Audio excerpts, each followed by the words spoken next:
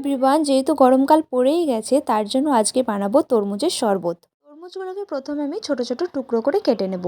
তোমরা চাইলে কিন্তু এখানে যে বীজ রয়েছে সেটাও কিন্তু ফেলে দিতে পারো। এখানে আমি মিক্সিং জারে তরমুজগুলোকে নিয়ে নিচ্ছি।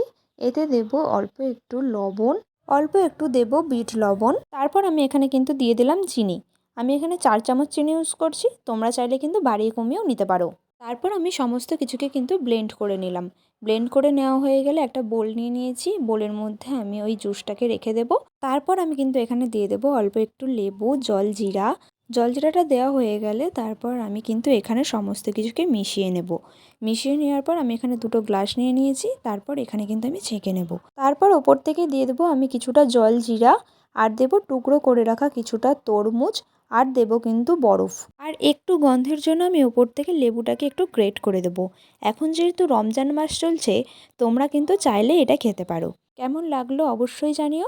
সবাই খুব ভালো থেকো, ধন্যবাদ।